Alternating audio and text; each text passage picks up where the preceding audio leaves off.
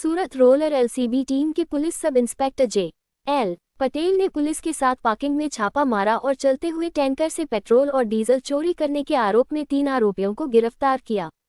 तीनों आरोपियों से कड़ी पूछताछ में पता चला कि कडोदरा हरिओम पार्किंग का मालिक नरेंद्र कुमार बघेल पेट्रोल और डीजल टैंकरों के ड्राइवरों के संपर्क में था और अपने फायदे के लिए मालिकों की इजाजत के बिना टैंकरों को पार्किंग में लाता था, जिससे वह पेट्रोल और डीजल चोरी करने का नेटवर्क चला रहा था।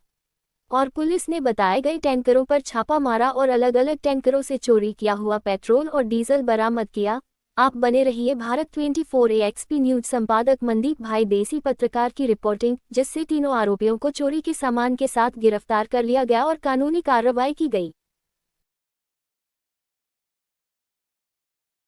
समग्र भारत में चालता पेट्रोल डीजलनी बचतना महाअभियान अंतर्गत कोईपण जग्याए काळाबजारी के संग्रहखोरी न थाय ते माटे उपरी अधिकारीश्री द्वारा सूचना आपवामां आवेल होय, जे अनुसंधाने सूरत ग्राम्य एलसीबी टीम द्वारा माणसों अलग अलग टीमों बनावी विस्तारमां हता ते दरमियान माहिती मळेल के कड़ोदरा खाते आवेल हरिओम पार्किंग ना मालिक नरेंद्र कुमार बघेल तथा तेना सागरीतो साथे मळी पेट्रोल डीजलना टेंकरना चालकोनो संपर्क करी पोताना पार्किंगमां लई जई अने त्यांथी पेट्रोल डीजलनी चोरी करे छे। जे माहिती आधारे सदर जग्याए रेड करता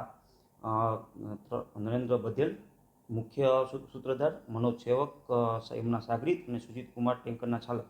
નાઓને સ્થળ પરથી પકડી પાડેલ અને તેઓના વિરુદ્ધ કાયદેસર કાર્યવાહી કરવામાં આવેલ છે। હાલની પરિસ્થિતિને ધ્યાનમાં રાખી 28,200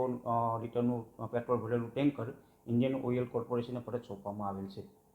સદર નેટવર્ક કેટલા સમયથી ચાલતું હતું અને આ પેટ્રોલ અને ડીઝલનો વેચાણ કોને કરવામાં આવતું હતું અને આ સિવાય બીજા કોણ સંકળાયેલા છે એ સમો જે અંગે વધુ તપાસ વડોદરા પોલીસ નવો કરી રહેલ છે।